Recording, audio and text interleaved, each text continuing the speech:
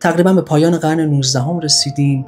انسان تا حدودی تونسته ورود بکنه به ماجرای مغز و سیستم عصبی و تا حدودی بشناسه که مغز چجوری داره کار میکنه، ولی خب هنوز هیچ شناختی نسبت به روان نداره. بیمارستان‌های اون زمان اروپا پر شده بود از آدم‌هایی که بدون هیچ دلیل پزشکی خاصی یهو تکلمشون رو از دست میدادن، یا یهو یه قسمتی از بدنشون فلج میشد، قش میکردن، بیهوش میشدن. و وقتی هم که مراجعه میکردن به پزشک، وقتی که تست ها و آزمایش‌های فیزیکی ازشون گرفته میشد، متوجه میشدن که هیچ مشکل پزشکی خاصی ندارن. پس انگار یه چیز دیگه اینجا دچار مشکل شده که ربطی به بدن نداره. اسمی که برای این معضل گذاشته بودن هیستری بود، بیماری عجیب زنان.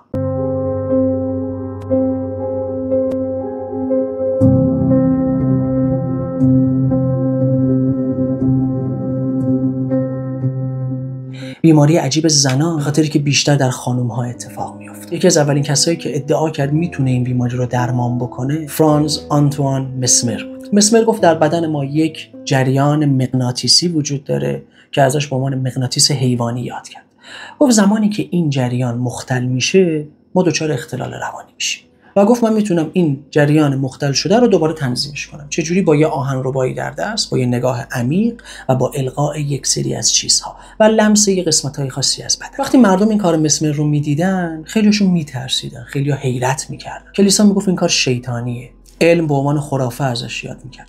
ولی خب یه چیزی که واقعا داشت اتفاق میافتاد این بود که بعضی از بیمارهای مسمر واقعا خوب میشدن. یعنی روان انسان داشت به یک سری چیزهایی پاسخ میداد که پزشکی کلاسیک اون زمان هیچ جوابی براش نداشت. اگر یه ذره در تاریخ بیایم جلوتر، حدود سالهای 1800 خورده‌ای در پاریس پزشکی به نام شارکو همین کار مسمر رو علمی‌تر انجام. شارکو گفت هیستری دروغ یا یک نمایش نیست، یک اختلال عصبی روانی و هیپنوتیزم شد ابزاری برای باز کردن در ناخودآگاه و درمان هیستری. شارکو با هیپنوتیزم دستی که فلج شده بود و حرکت نمی‌کرد رو دوباره به حرکت واداشت. زبونی که از تکلم افتاده بود رو درمان کرد و تونست دوباره صحبت بکنه. درست همین موقع‌ها بود که داستان زیگموند فروید با قوت بیشتری قرار بود آغاز بشه. فروید در رشته پزشکی تحصیل کرده بود و خب عصب شناسی رو خیلی جدی و علاقه‌مند داشت دنبال می‌کرد. درست همون موقع‌ها بود که تونست از دانشگاهش در وین یک بورس تحصیلی 6 ماهه بگیره به مقصد پاریس و استادش هم کسی نبود جز همین آقای مارتین شارکو که گفتیم با هیپنوتیزم داره افرادی که دچار اختلال هیستری هستن رو درمان میکنه. شارکو در اون زمان یکی از بزرگترین متخصصین مغز و اعصاب اروپا بود و خب مدیریت بیمارستان سالپتریر فرانسه رو هم به عهده داشت. همینطور که گفتیم شارکو اون زمان مشغول درمان اختلالی بود به اسم هیستری. اختلالی که هیچ کس نمیدونست دلیلش واقعا چیه. بیماری که معمولا زنها بهش دچار میشدن. علائمش مثل فلج شدن یه قسمت از بدن بود، از دست رفتن تکلم بود، قش کردن بود، دردهای شدید و کور شدن بدون هیچ آسیب فیزیولوژی به چشم و مغز. شارکو معتقد بود که این علائم جسمانی نیستن و روانی هستن و تنها راه درمانش هم هیپنوتیزم. فروید اون زمان وقتی که داشت کارهای شارکو رو میدید از نزدیک واقعا حیرت کرده بود. شارکو حتی آدم‌های سالم رو با هیپنوتیزم فلج می‌کرد و دوباره با هیپنوتیزم همون فلج رو برطرف می‌کرد. افرادی که اختلال هیستری داشتن، مثلا یه قسمت از بدنشون فلج شده بود رو با هیپنوتیزم دوباره میتونست درمان بکنه و اون اندام رو به حرکت واداره. مثلا توی یکی از درمان‌هایی که خود فروید هم شاهدش بود، شارکو به یک زن القا کرد که دستش فلج شده و نمیتونه حرکت بکنه. و وقتی که زن از اون خواب هیپنوتیزمی بیرون اومد، واقعا دستش فلج شده بود و نمیتونست حرکت بکنه. نکته جالبی که اینجا وجود داره اینه که وقتی از اون زن پرسیدن که چرا دستت بی‌حس شده و حرکت نمیکنه، علت رو این گفت که احساس میکنم دستم خواب رفته یا از سرما بی‌حس شده. یعنی یه دلیلی بافت که در واقعیت ناخودآگاهش وجود نداشت. اینجاها بود که برای فروید داشت یه چیزایی جرقه میخورد. فروید با خودش فکر کرد چطور میشه که یک نفر بدونی که خودش بدونه پیام بدنش رو عوض بکنه و دلیل رفتار و واکنش بدنی خودش رو ندونه. انگار واقعا یک سری بخش‌هایی از ذهن هستن که ما ازشون هیچی نمیدونیم و ما رو به یه سری رفتارها سوق میدن. کنترل رفتار ما رو به دست دارن و خب ما خبری ازش نداریم. فروید از این تجربه به 3 نتیجه رسید. یکی اینکه ذهن واقعا تمامش آگاه نیست. بخشایی از ذهن هستن که ناخودآگاه یه سری کارها رو انجام میدن، ما خبری ازشون نداریم و خب بدن ما رو کنترل میکنن بدونی که بدونیم. نتیجه دومش این بود که علائم روانتنی مثل تشنج، فلج، از دست دادن تکلم میتونن محصول یک تعارض درونی و روانی باشن. و نتیجه سوم و جالب ترین نتیجهش این بود که آدم‌ها برای رفتارهایی که دارن انجام میدن معمولاً یه سری توجیهات و دلایلی رو مطرح میکنن که انگار خیلی با واقعیت ناخودآگاه نمیخونه. مثال معروفش هم همینه که یه بار یه فردی رو هیپنوتیزم کردن و ازش خواستن که وقتی که از خواب هیپنوتیزمی بلند شد بره پنجره رو باز بکنه. و وقتی که فرد از خواب هیپنوتیزمی بلند شد واقعا به سمت پنجره رفت و در رو باز کرد. و وقتی ازش پرسیدن چرا این کارو کردی؟ گفت به خاطر که هوای اتاق گرفته بود. انگار نمیدونست چه چیزی به اون سمت سوقش داده. اون ناخودآگاهی که داره سوقت میده به سمتی که یه کاری رو انجام بدی، دلایلی رو بعد برای تو میاره که انگار فقط توجیهه، فقط بافتن دلیله. دلیل اصلی که اون پشت هست رو خیلی وقتا ما نمیدونیم. وقتی فروید در سال 1886 از پاریس دوباره به سمت وین برگشت، متحول شده بود. انگار دیگه اون علم خشک نورولوژی براش کافی نبود، نمیتونست ارضاش بکنه. انگار علاقه‌مند شده بود که دوباره برگرده و پشت صحنه ذهن رو بررسی بکنه و قلمروی پا بذاره که پر از ابهامه، ولی خب براش خیلی جذاب بود. از همین جاها بود که علاقش به هیستری، ماجرای واپسرانی و ناهوشیار استارت.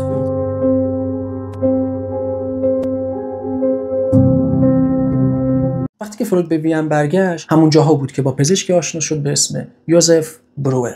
بروئر همون زمان داشت روی بیماری کار میکرد به اسم آناو. آناو هم یه سری علائمی از هیستری رو داشت نشون میداد. مثلا یهو تکلمش رو از دست میداد، یهو بازوی سمت راستش خواب میرفت و دیگه نمیتونست تکونش بده، دوبینی پیدا میکرد و بعضی وقتا زبان مادریش رو از دست میداد و به یه زبان دیگه ای شروع میکرد به صحبت کردن. اما نکته عجیبی که بروئر متوجه شده بود اینه که هر زمان آناو بیمار بروئر میاد راجع به صحنه‌های دردناکی که گذشته بهش صحبت میکنه و با احساس بیانش میکنه، علائمش متوقف میشه. و اینجا بود که بروئر نتیجه گرفت که اگر بیماران هیستری بتونن راجع به حوادث دردناکی که بهشون گذشته با احساس صحبت بکنن و بیانش بکنن و از اون حالت سرکوب قبلی درش بیارن، علائم روانیشون برطرف میشه. و اسم این تجربه رو گذاشت تاکینگ کیور یا درمان از طریق گفتگو. و ایده انقلابیش هم این بود که شاید ذهن دردها و زخم‌هایی داره که تنها از طریق صحبت کردنه که برطرف میشه. فروید هم با الهام از کار بروئر اولین نظریه خودش رو راجع به آسیب شناسی ذهن انسان بیان کرد به اسم نظریه آسیب و عاطفه. لب کلام این نظریه اینه که عاطفه، هیجان و احساسی که در زمان وقوعی حادثه ناگوار ابراز نشه، بیان نشه و بیرون نریزه، در بدن حبس میشه و این حبس شدنش باعث بروز یه سری علائم روانتنی میشه یا همون علائم هیستری. و تنها راه درمان دوباره بیان کردن اون خاطره است و این بار با ابراز اون احساس. مثلا اگر کسی رو از دست داده و غم خیلی زیادی رو توی دلش حبس کرده، این دفعه بیاد اون رو بگه، بیان بکنه و همزمان با بیان اون حادثه شروع کنه گریه کردن، شروع کنه به تجربه کردن اون غم. یا اگر یه جای خشمی رو فرو خورده، دوباره اون خاطره رو تعریف کنه و این دفعه عمیقاً خشمگین بشه، تصویرسازی بکنه اون خشمی که قراره تجربه بکنه. این دقیقاً هسته اولین چیزی شد که بعدها به عنوان واپسرانی، رپرشن و بعدش باز به عنوان ناهوشیار مطرحش کرد. اما فروید و بروئر با اینکه همکاریشون منجر به چاپ یک کتاب معروف در سال 1895 شد، ولی خب خیلی زود مسیرشون از هم دیگه جدا شد. چون بروئر بیشتر علاقه‌مند بود که توی ماجرای پزشکی بمونه، ولی خب فروید داشت پا به قلمرو میذاشت که پر از ابهام بود، پر از روان بود، پر از ساختار ذهنی بود، پر از رویا بود، چیزهایی که بروئر خیلی علاقه‌ای بهش نداشت و داشت ازش پرهیز می‌کرد. از اینجا بود که دیگه کم کم فروید داشت تنها میشد، اما مستقل. فروید ادامه داد ولی خب بروئر عقب کشید. خودش بود و هزاران سوال بی جواب درباره ذهن، روان و مغز آدمیزاد. از دل این جدایی بود که کم کم داشت روانکاوی فرویدی متولد میشد. فروید میاد مثل یک کاشف، مثل یک زمینشناس روان، وارد اعماق دنیای روان میشه. یه چراغی در دست گرفته و میره تو دنیای رویاها، ترسها، امیال انسانی که خیلی کسی جرأت رویارویی با این ماجراها رو تا به حال نداشته بود.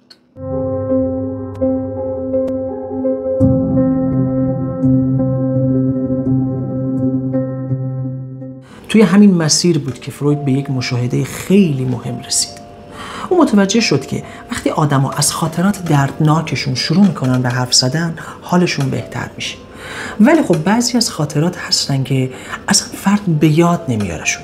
یعنی هر چقدر تلاش میکنه خیلی سخت میتونه اون رو به یاد بیاره. انگار یه نیروی پشت صحنه روان وجود داره که مانع از این میشه که ما بعضی از خاطرات رو به یاد بیاریم. همینجا بود که فروید برای اولین بار یک واژه خیلی مهم رو به کار برد: رپرشن یا واپسرانی. یعنی اینکه ذهن خاطراتی که تحملش براش خیلی سخته رو به عمق میفرسته، نه حلشون میکنه نه پاکشون میکنه، فقط یه جایی میفرستشون که به دور از آگاهی و هوشیاریش باشه، اذیتش نکنه، ولی اونا از بین نمیرن، حل و فصل نمیشه. همین دلیله که اون خاطراتی که خب حل و فصل نشده، کاملا پاک نشده و به زیر زمین روان هدایت شده، شروع میکنن به طور ناخودآگاه بدونی که خودمون خبر داشته باشیم رفتار ما رو میسازن. و همین ماجرا شد نقطه تولد مدل اول ذهن فروید. فروید گفت ذهن ما مثل یک کوه یخ میمونه که یه بخش کوچیکی داره که دیده میشه از آب بیرون زده و ما بهش آگاهیم. اونو هوشیاری یا آگاهی نامید. درست زیر همون قله‌ای که داره دیده میشه یه قسمتایی هست که فعلا آگاهی بهش نداریم، ولی با کمی توجه کردن، تمرکز کردن میتونیم به یاد بیاریمش. اونجا رو هم نیمه هوشیار نامید. اما خب همین کوه یخ که بخش خیلی عظیم‌تر داره که در اعماق قرار داره و خب دیده نمیشه، توی بخش تاریکه. اون رو ناهوشیار نامید. جایی که خاطرات سرکوب شده، امیال ممنوعه، ترس‌ها و خواسته‌هایی که شرم آوره اونجا دفن شدن. اما سوالی که فروید اینجا مطرح میکنه اینه که چجوری میتونیم حالا به اون بخش تاریک ذهن آدمیزاد دست پیدا بکنیم. یکی از اولین جوابهایی که به این سوال خودش میده از طریق رویاست. فروید میگه رویا شاهراه ورود به ناهوشیاره. در کتاب تعبیر رویا میگه رویا فقط یه چیزی نیستش که به طور تصادفی ما هر شب میبینیم. نه، رویا جاییه که مغز ناهوشیار داره تلاش میکنه که با ما صحبت میکنه. ولی خب زبانش یک زبان مستقیم و آشکار نیست، به زبان نماد و استعاره است. یعنی اینکه ممکنه ما یه رویایی ببینیم که ظاهر ساده‌ای داشته باشه، خب تعویل اون احتمالاً نمادی از یک چیز دیگه ای باشه. پس یعنی اینکه هر رویایی که ما میبینیم دو تا محتوا داره، یه محتوای آشکار و یه محتوای نهان. محتوای آشکار همون چیزیه که داریم میبینیم، صحنه‌ای که به یاد میاریم، و محتوای نهان اون میل و خواسته‌ایه که ذهن از طریق اون محتوای آشکار میخواسته به ما نشون بده و خب انگار جرئت نکرده که خود واقعیش رو بیاد بیان بکنه. مثلا یه مثالی که اینجا میتونیم بزنیم اینه که ممکنه شما رویایی ببینید که دارید از دست یک سگ وحشی فرار میکنید. خب ظاهر این رویا اینه که یک سگ و یه حیوان وحشی داره به من حمله میکنه. و خب محتوای نهانی که این رویا میتونه داشته باشه مثلا ممکنه این باشه که شما دارید از یک مسئولیت خطیر یا یک انتخاب سخت یا ترس واقعی که در بیرون هست فرار میکنید. ماجرا اینه که همون چیزی که فروید توی بیمارانش دیده بود که انگار یک چیزی نمیذاره که محتوای ناهوشیار بالا بیاد، همون ماجرای رپرشن یا واپسرانی که در موردش صحبت کردیم، توی خواب دچار سستی میشه و فرد اون سانسورچی که مراقبه که محتوای ناهوشیار بالا نیاد توی خواب انگار کمکار میشه و خب فرد راحت‌تر میتونه محتوای ناهوشیار خودش رو ببینه. پس اگه واقعا ساده از کنار رویاهایی که میبینیم رد نشیم و اون محتوای نهانی که ممکنه پشت خودش داشته باشه رو یه مقدار عمیق‌تر بهش نگاه بکنیم، احتمالاً چیزهای جالب و مهمی رو از بخش‌های پنهان‌تر روان خودمون بتونیم بفهمیم. فروید که حالا تجربه بیشتری از کار با بیماران رو داشت، به یک فرضیه رادیکال رسید. فرضیه‌اش این بود که بیشتر آسیب‌هایی که فرد در بزرگسالی داره ازش شکایت میکنه و میاد توی اتاق درمان مطرح میکنه و خب منجر به هیستری شده، روانرنجوری شده، ناشی از آسیب جنسیه که در کودکی خورده. اسم این نظریه‌اش هم گذاشت نظریه سیداکشن تئوری یا نظریه اغواگری جنسی و به شدت هم ازش دفاع میکرد. اون گفت کودکانی که در کودکی دچار تعرض جنسی شدن در بزرگسالی دچار هیستری و روانرنجوری میشن. ولی خب انگار یه جاهایی یه چیزای درست از آب در نمیومد. فروید کم کم که جلوتر رفت دید که یه سری افرادی هستن که اصلا امکان این رو نداشتن که در گذشته آسیب جنسی ببینن، ولی خب اینا هم داشتن از خاطراتی صحبت میکردن که دچار تعرض قرار گرفتن، ولی انگار واکنش‌های احساسیشون شبیه بود. همون ترس‌ها رو داشتن، همون علائم روانتنی رو داشتن، همون خشم رو داشتن، همون ترس رو داشتن.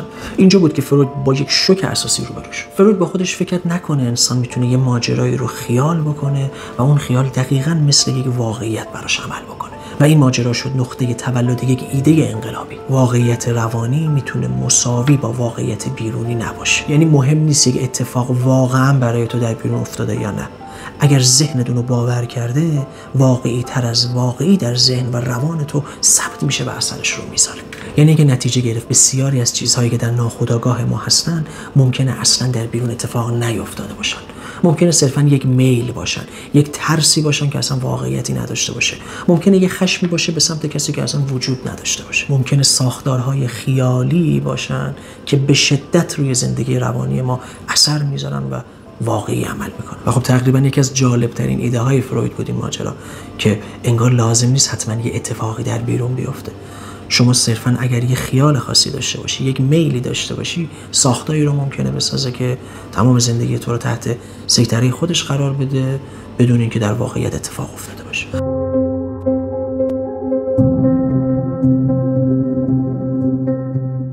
فروید که حالا چند دهه با روان آدم‌ها کلنجار رفته بود، کم کم متوجه شد که ایده اولی که اومده بود گفته بود هوشیار، ناهوشیار، نیمه هوشیار، خیلی کافی نیست برای توضیح ماجراهایی که داشت مشاهده می‌کرد.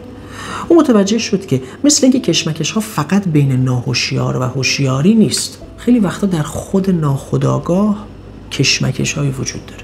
اینجا بود که مدل دوم ذهن فروید شکل گرفت. فروید گفت 3 نیروی اساسی همیشه درون آدمیزاد در کشمکشن: اید، ایگو و سوپریگو. اید جاییه که خواسته ها، امیال و نیازهای زیستی ما مدام در کارن و کورکورانه دنبال اینن که فقط ارضا بشن. بی منطقن، زمان و مکان حالشون نیست و فقط یک قانون دارن: لذت. ایگو چیه؟ نماینده واقعیت بیرونیه. ایگو تعادل برقرار میکنه بین خواسته های اید و واقعیتی که در بیرون وجود داره. محدودیت هایی که محیطیه در بیرون وجود داره و خب یه جاهای اید نمیتونه به اون خواسته هاش برسه. خب همزمان باید فشارهای ناشی از خواسته های اید و باید و نباید های سوپر ایگو رو هم هندل بکنه. انگار مثل یک مدیر مضطربه که مدام داره حل بحران انجام میده. گفتیم سوپر ایگو. سوپر ایگو چیه؟ نماینده ارزش ها، باید و نباید هایی که از والدین و از اون جامعه ما درونی شده درون ما. راه رو به ما نشون میده، میگه راه درست اینه، راه غلط اینه، این کار خوبه، این کار بده، تو سزاوار تنبیهی، تو سزاوار تشویق. خب گاهی وقتا این قاضی به شکل عجیبی بی‌رحم میشه. اینم داخل پرانتز بگم که خیلی وقتا کمالگرایی هایی که آدما رو میخکوب میکنه سر جاشون باعث میشه شروع نکنن، ناشی از همین نگاه تند و قضاوتگر سوپر ایگوه. پس اینجوری انگار ذهن مثل یک صحنه تئاتر میمونه. یک اید داره که مدام دنبال لذت، فریاد میزنه که میخوام. سوپر ایگویی هستش که یه جاهایی مانع میشه، فریاد به سر اید میزنه که نه تو نمیتونی، این کار خوبه، این کار بده. و یک ایگویی که بین این دوتا گیر کرده و باید تعادل رو برقرار بکنه. اگه دقت کنید به این ماجرا، فروید داره در مورد نیروهایی صحبت میکنه که درون ما هستن و میخوان، میل به داشتن دارن، میل به انجام دادن دارن. فروید اسم این نیرو رو گذاشت سائق یا درایو یا تریپ. سائق یعنی یک نیروی درونی که آدم رو به حرکت وامی داره. هر سائق یه منبع داره که فشار رو ایجاد میکنه، مثلا معده که گرسنگی رو داره ایجاد میکنه. یه هدف داره که هدف کاهش اون فشار و یه راه برای رسیدن به اون هدف که اسمش رو آبجکت میذاریم یا موضوع، که مثلا در سائق گرسنگی غذاست. حالا برای اینکه یه مقدار ذهنمون نظم بگیره یه جنبندی کوچیک تا اینجا داشته باشه. ذهن انسان از نظر فروید یک میدان نبرده بین میل‌ها و سائق‌هایی که میخوان و یه صدایی که میگه نه، نمیتونی، درست نیست. وسط این همه تنش هم یک مدیر داخلی هست که اسمش ایگوه. وظیفش اینه که این سیستم رو از انفجار و تنش نجات بده.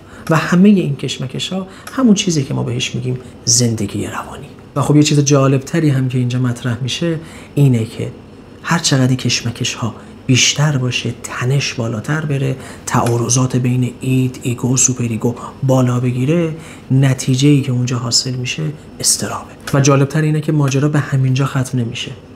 باز ذهن در مقابله با این استرابی که خب خودش تا یه حد زیادی فرساینده است، یه سری مکانیزم هایی داره که بهش مکانیزم های دفاعی میگیم. دفاعی که روان و بدن در مقابله با استراب انجام. این دفاع نابود نمیکنه استراب رو، فقط میتونه تا یه حدی مدیریتش کنه، تسکین میده، یه تسکین موقت. ولی خب بعضی وقتا ممکنه که ما رو افسرده بکنه، دچار بیماری‌های روانتنی بکنه، روابطمون رو دچار مشکل بکنه، ما رو تنهاترمون بکنه.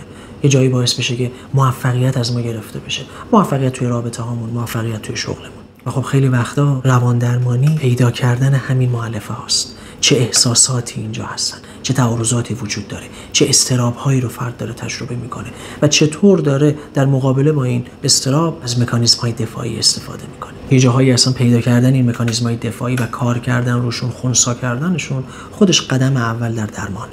ولی خب اینم باید در نظر داشته باشیم که مکانیزم‌های دفاعی همیشه چیزای بدی نیستن. مثلا خیلی وقتا اگر که مکانیزم‌های دفاعی نباشه، ایگو از هم میپاشه و اگر ایگو از هم بپاشه، ساختار روان انسان از هم میپاشه. ولی خب بعضی وقتا که این مکانیزم‌های دفاعی خشک میشن، غیر قابل انعطاف میشن، یه جایی خیلی شدتشون بالا میگیره، اونجاست که ممکنه آسیب بزنه به روان ما، به روابط ما، به زندگی روانیمون و خب اونجاست که نیاز به درمان قوت بیشتری میگیره. از نظر فروید ذهن ما ساکت نشسته هیچ وقت، همیشه در کشمکشه. وقتی که این کشمکش‌های احساسی بالا میگیره، نتیجهش اضطرابه که فوران میکنه. اضطراب در اصل یک زنگ خطره، داره یه چیزی رو میگه، داره میگه یه چیزی سر جاش نیست و وقتی برای مدت طولانی به این زنگ خطر توجه نکنیم، ایگو برای دفاع از روان و بدن شروع میکنه به استفاده از مکانیزم‌های دفاعی. انکار میکنه، اجتناب میکنه، فرافکنی میکنه، عقلانی سازی میکنه، اهمال کاری میکنه. و خب رویکردهای روانپویا یا سایکودینامیک دقیقاً پرداختن به همین کشمکش هاست، همین احساسات، همین افکار، همین دفاعهایی که در مقابل اون اضطرابی که ناشی از کشمکش های احساسی هست به درمان میپردازه. ولی خب داستان فروید همینجا به پایان نمیرسه. فروید یکی از جنجالی ترین نظریات تاریخ اندیشه رو هم بیان کرده، عقده اودیپ.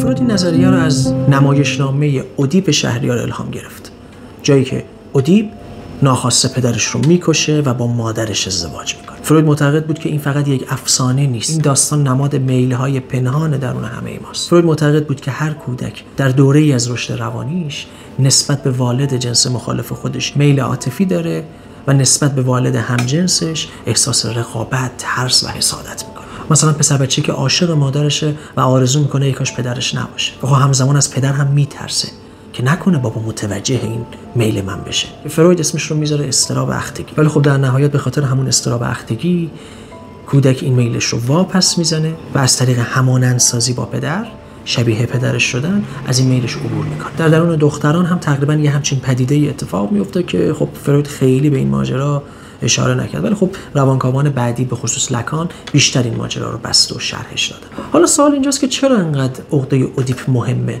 فروید معتقده که اودیپ هسته اصلی شکلگیری شخصیته، شکلگیری من، آغاز اخلاق، تشکیل سوپریگو و اساس اضطراب‌های روانی انسان. و توی کتاب 3 رساله در باب نظریه جنسی، روان نژندی بازگشت دوباره به تعارضات حل نشده اودیپی است. پس در نگاه فروید روان انسان فقط میدان میل و باید و نباید نیست، یک صحنه تراژیک هم هستش و اودیپ اولین درام درون روان ما انسان هست. خیلی درگیر نظریات شدیم.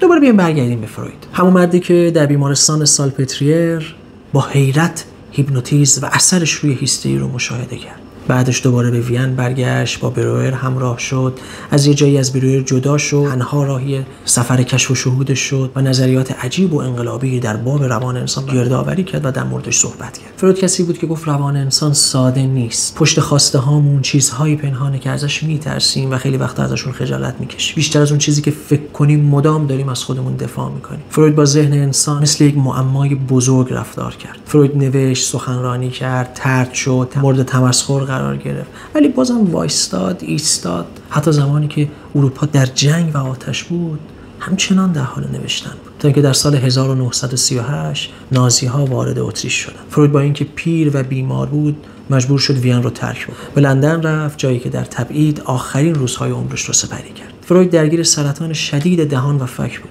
در 16 سال 33 عمل جراحی رو تحمل کرده بود. ولی حتی وسط درد و زخم بازم مینوشت، تحلیل میکرد، فکر میکرد، تا اینکه بالاخره در سال 1939 با خواسته خودش و با کمک پزشک مخصوصش به زندگیش پایان داد. و خب این گونه مردی که به ذهن انسان بیشتر از هر کسی گوش داده بود، در سکوت از دنیا رفت.